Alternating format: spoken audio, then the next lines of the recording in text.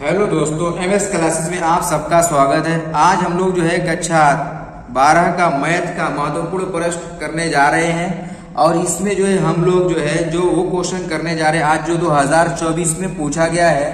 तो हमारा जो आज का जो क्वेश्चन पूछा गया है वो 5 नंबर वाला है। वो क्वेश्चन क्या है वो चलिए क्वेश्चन हम लोग देखते हैं। तो यहाँ पर हमारा जो क्वेश्चन है वो देखिए क्या लिखा हुआ है। पहला क्वेश्चन हमारा दिया है कि x1 माइनस एक्स के बटा में 3, ये जो हम लोग को दिया हुआ है ये दो रेखाएं हैं। दोनों रेखाएं जो है परस्पर लंब है। इसमें कह रहे हैं कि जो p दिया हुआ है p का मान निकालिए। तो सबसे पहले जो हम लोग रेखा है ये रेखा हम लोग L1 बना दे रहे हैं। देखो ये L1 रेखा का मैं नाम दे रहा हूँ। यहाँ पर मान लो कि ये L1 रेखा है और इसको जो हम लोग कैसे लिखेंगे, ये x माइनस 1 माइनस एक्स है ना, इसको x माइनस 1 लिखेंगे। तो यहाँ पर रहेगा कि x माइनस 1 के बटा में, यहाँ पर बोलो जब माइनस को कॉमन के लिए बटे में 3 चला जाएगा वो माइनस बटे में लिख दिया जाएगा बराबर। अब देखो यहाँ पर y माइनस 2 होना चाहिए। तो इसमें से हम लोग को क्या कॉमन हो रहा है, 7 को कॉमन कर लेंगे तो यहाँ पर क्या हो जाएगा कि y माइनस 2 और 7 को हम लोग यहाँ से नीचे करके बटा में कर देंगे तो 2p के बटा में कितना होगा, 7 हो जाएगा। फिर यहाँ पर जो हम लोग को ये z माइनस 3 ये तो सही है, बटे में 2 रह जाएगा। अब देखो ये कैसे आया, ये देखो 7 को बोलो कॉमन करेंगे जब यहाँ से हम लोग, तो जब 7 को कॉमन किएगा 7 माइनस वाई होगा। 7 को बटा में अगर करना चाहे तो बोलो इसके बटा में होगा ना, तो इसीलिए इसको इसके बटा में कर दिया। ये L1 था। अब यहाँ पर जो हम लोग का L2 है इसी तरीके से इसको भी लिखेंगे। यहाँ पर हम लोग को x माइनस 1 चाहिए तो इसमें से बोलो 7 भी कॉमन हो जाएगा और यहाँ पर रहेगा कि x माइनस 1 के बटा में माइनस 7 को जब इसमें से कॉमन किए हुए हैं तो ये माइनस 3 जो 3 है माइनस 3p के बटा में 7 हो जाएगा। फिर बराबर अब ये y माइनस जो है हमारा कितना होना चाहिए, ये y माइनस 5 तो खैर ठीक है अपनी जगह पर, ये तो बिल्कुल सही है, इसको ऐसे ही छोड़ दिया जाएगा। ठीक, ये हमारा y माइनस 5 के बटा में हमारा कितना हो जाएगा, ये रह जाएगा, ऐसे ही रह जाएगा y माइनस 5 के बटा में 1। और यहाँ पर देखो इसमें हम लोग को क्या करना है, इसमें हम लोग को माइनस कॉमन कर लेंगे। देखो इसमें से कॉमन हो रहा था तो हम लोग कॉमन किए, नहीं कॉमन होता तो छोड़ दिया होगा। इसमें से हम लोग क्या करेंगे, बस माइनस को कॉमन करेंगे, z को पहले करना है तो z माइनस 6 के बटा में कितना आएगा, माइनस 5 हो जाएगा इस तरीके से। अब इसमें जो है इसका जो है L1 का दिक् अनुपात और L2 का दिक् अनुपात निकाल लेंगे।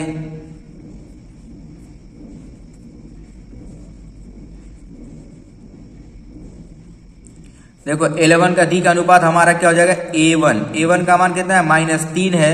और फिर यहाँ पर B1 का मान है 2p के बटा में 7 और फिर यहाँ से C1 का मान कितना हो जाएगा, 2 हो जाएगा। इसी तरीके से L2 का दिक् अनुपात,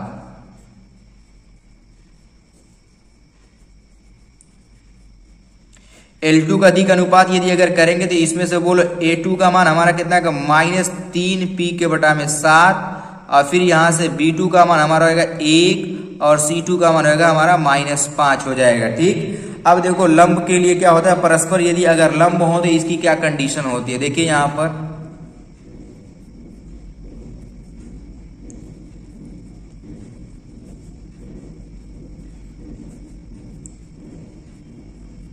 यदि परस्पर लंब हो तो फॉर्मूला होता है कि A1 A2 plus B1 B2 plus C1 C2 बराबर 0। ठीक, ये हो जाएगा हमारा। अब देखो यहाँ से A1 का मान रख देंगे माइनस 3 गुणे और A2 का मान रख देंगे कि माइनस 3p के बटा में 7 हो जाएगा ये। फिर प्लस यहाँ पे क्या हो जाएगा हमारा, ये B1 का मान कितना है, 2p के बटा में 7 गुणे और यहाँ पे B2 का मान 1 है। फिर यहाँ पर हो जाएगा प्लस 2 गुणे माइनस 5 बराबर हो गया हमारा 0। अब इसी को हल करेंगे, देखो 3 तरीके 9 माइनस माइनस मिला क्या हो जाएगा प्लस, तो ये प्लस 9p हो जाएगा हमारा, 9p के बटा में 7 और यहाँ पे जाएगा 2p के बटा में 7 और यहाँ पर रहेगा कि माइनस 10 हो जाएगा बराबर 0। अब इसको थोड़ा सा जो है जब हल करेंगे हम लोग तो देखो जब ये दोनों का लसा सेम हो रहा है ना, तो जब लसा लेंगे तो ये तो बटे में यही रह जाएगा, ऊपर का सेम है तो जुड़ जाएगा, कितना आएगा 11p हो जाएगा और ये बराबर करके ये 10 हो जाएगा। p का मान निकालना, 7 इधर जाएगा तो क्या आएगा गुणे में और 11 इधर गुणे में इधर आएगा तो क्या आ जाएगा हमारा बटे में हो जाएगा। तो बोले p का मान हम लोगों को कितना मिल गया, 10 साते 70 और 11 हमारा आ जाएगा बटे में, यानी p का मान हम लोग को मिल गया कि 70 के बटा में 11, ये हम लोग को आंसर मिल गया। इस तरीके से जो हम लोग P का मान निकाल लेंगे।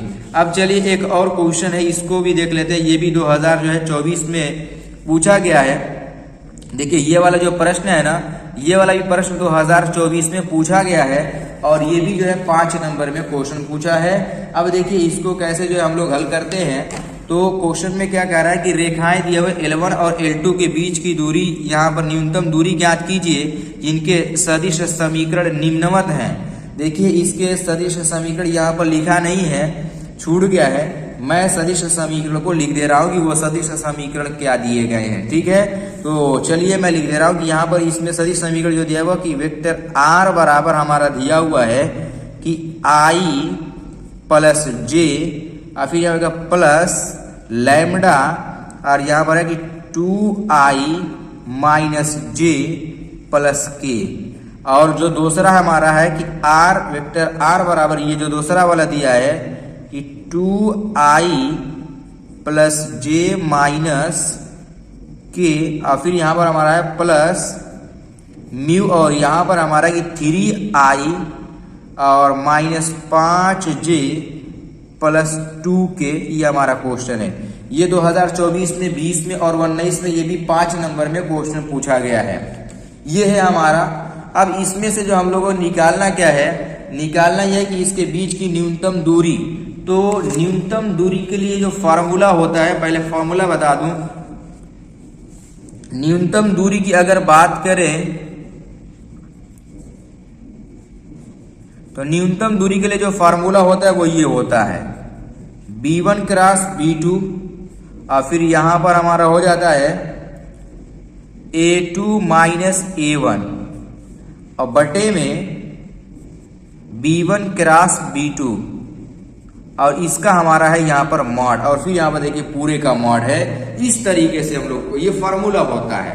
तो सबसे पहले हम लोग इसमें सब कुछ निकालेंगे। कैसे निकालेंगे वो देखिए, अब हम लोग हल करते हैं। इसको सबसे पहले तुलना करेंगे। कैसे तुलना करेंगे हम लोग, इसकी जो तुलना होगी वो देखिए वेक्टर R बराबर A1 प्लस लैम्डा B1 और तथा वेक्टर R बराबर यहां पर रहेगा कि A2 plus mu B2 lambda से म्यू B2 से तुलना करने पर।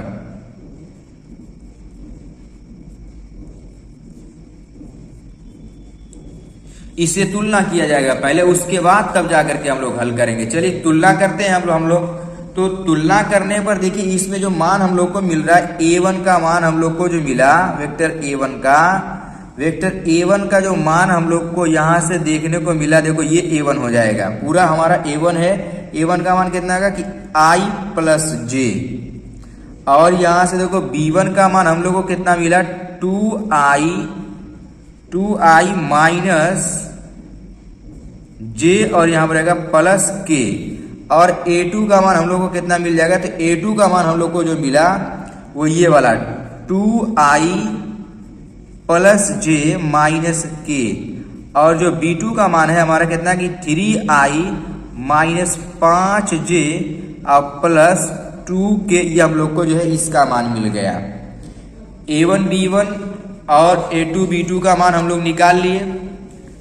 अब इसके बाद जो हम लोग सबसे पहले देखो फार्मूले के अनुसार हम लोग A2 माइनस A1 निकाल लेंगे। ठीक, यहां से A2 माइनस A1 का मान देखो यहां पर है कि 2I plus J minus K और यहां पर क्या रहेगा कि माइनस ब्रैकेट लगा देंगे। इसका मान कितना है कि I प्लस J। इसी को हम लोग हल कर लेंगे। यहाँ कितना है 2I प्लस J और माइनस K और माइनस I और यहाँ पर रहेगा कि माइनस J हो जाएगा। इसको जब हम लोग हल करेंगे तो देखो ये जो हमारा जो है J से J हमारा क्या हो जाएगा, कैंसिल हो जाएगा। केवल जो हम लोग को इसमें से इसको घटा देंगे तो केवल I बच रहा है और यहाँ पर माइनस K बच जाएगा। ये हो गया, J से J क्या हो जाएगा, कट गया। यानी A2 माइनस A1 का ये मान हम लोगों को मिल गया यहाँ पर। अब इसके बाद B1 क्रॉस B2 निकालना है हम लोगों को। तो B1 क्रॉस B2 निकालेंगे क्रॉस, तो ये सदिश राशि हो जाएगी कि B1 क्रॉस B2। ये हम लोग को निकालना है। इसके लिए फॉर्मूला क्या हो जाता है, फॉर्मूला इसका होता है या इस तरीके से निकालते हैं I1 ये IJ और इस तरीके से यहाँ पर रहेगा K। और देखो B1 का मान पहले इस तरीके से रखेंगे, फिर B2 का यहाँ पर। तो B1 का मान देखो यहाँ पर कितना 2 -1 और 1, तो 2 -1 और 1 हो जाएगा। और फिर B2 का मान यहाँ पर देखो कितना है 3 -5 और ये हो जाएगा 2। अब इसको जो है क्रॉस गुणा करके हम लोग हल करेंगे। तो यहाँ से जब हम लोग गुणा करेंगे तो सबसे पहले यहाँ पर I और फिर इस वाली लाइन को छोड़ देते हैं, इस वाली लाइन को छोड़ दिया जाएगा। इसका इसमें गुणा करेंगे 2 1 में 2 माइनस में 2 फार्मूले का माइनस 5 में 5 तो -5 ये प्लस हो जाएगा। फिर ये फार्मूले का माइनस का चिन्ह लग जाएगा। फिर यहाँ पर ब्रैकेट 2 दूनी 4 और फिर फार्मूले का माइनस 3 1 में 3 ये हो जाएगा। फिर यहाँ पर हम लोग लगा देंगे प्लस J और यहाँ पर लग जाएगा J करो J तो हो गया हमारा, ये हमारा गया K। ठीक, अब ये वाली लाइन छूट जाएगी और ये वाली 5 दूनी 10 -10 3 1 में 3 यहाँ पर +3 हो जाएगा। अब इसी को सॉल्व कर लेंगे तो यहाँ पर हम लोग को जो मिलेगा वो 3I और यहाँ पर रहेगा कि -J 3I -J और यहाँ पर कितना आएगा, और यहाँ पर हम लोग को मिलेगा -7K मिल जाएगा। ये हम लोग को ये भी मिल गया। अब इसका अगर मॉड निकालने पहले मॉड भी निकाल लिया जाएगा। देखो यहीं पर मॉड निकाल दे रहा हूँ कि vector B cross vector B1 cross B2, इसका मॉड निकालेंगे। तो मॉड का क्या तरीका होता है कि इनके गुणांकों का वर्गों का योग हो जाता है, यानी ये इसका वर्ग प्लस इसका वर्ग प्लस इसका वर्ग, यानी 3 का स्क्वायर फिर प्लस 1 का स्क्वायर करेंगे तो 1 ही हो जाएगा। यहाँ पर 1 का स्क्वायर, फिर यहाँ पर हमारा कि प्लस 7 का स्क्वायर। देखिए स्क्वायर है, यहाँ पर हम लोग जो है लिखेंगे माइनस में कर दे रहा हूँ कि -7 का स्क्वायर और ये -1 का स्क्वायर। ठीक, ये हो जाएगा। अब जरा इसका स्क्वायर कर लीजिए, कितना आएगा, ये 9 + 1 + 49 जोड़ लीजिए। टोटल जोड़ने पर हमारा कितना आएगा 59 आ जाएगा। ये हम लोगों ने इसको निकाल लिया। अब हम लोगों को क्या करना है कि न्यूनतम दूरी निकालना है। तो देखिए न्यूनतम दूरी का मैंने यहाँ पर फॉर्मूला लिखा है कि न्यूनतम दूरी बराबर B1 क्रॉस B2 और फिर यहाँ पर डॉट है A2 - A1 के बटा में मॉड B1 क्रॉस B2 है। इसी पर हम लोग रख देंगे, केवल मान रख देंगे बस, और कुछ नहीं करना है। अब देखो यहाँ पर मान रखना है B1 क्रॉस B2 का मान देखो यहाँ पर निकला है हमारा कितना है कि 3I -J और यहाँ पर हमारा कितना हो जाएगा कि -7K दिया हुआ है। ठीक, यह तो इसका हो गया। और A2 - A1 का मान कितना निकाले हुए हैं, तो इसका मान हम लोग को जो आया है वो I -K आया हुआ है। कितना, I -K ऊपर अभी निकाले थे। ठीक, अब यहाँ पर जो है इसका मान कितना निकाले, ये हमारा जो मान आया ये √59 आया हुआ। कितना है 59। अब देखिए इसको जो हम लोग सॉल्व कर लेंगे और ये पूरा मॉड में है। ठीक है ना, तो इसको जो हम लोग देखो डॉट प्रोडक्ट भी है। तो डॉट प्रोडक्ट का मतलब क्या होता है कि I का I में गुणा होगा J का J में। चूंकि डॉट प्रोडक्ट में उसी का उसी में गुणा करके ही केवल मान आ सकता है। तो I का I में गुणा करेंगे कितना 3, फिर यहाँ पर J का J में गुणा करेंगे तो इसमें J नहीं है, तो J का J में गुणा करेंगे 0 हो जाएगा। और K का K में गुणा होगा तो यहाँ पर 7 1 में 7, ये माइनस और ये माइनस मिला क्या हो जाएगा हमारा प्लस हो जाएगा। और यहाँ पर 7 और बटे में हमारा कितना का 59 और यहाँ पर हमारा कितना का ये 10 के बटा में हम लोग को हो जाएगा √62।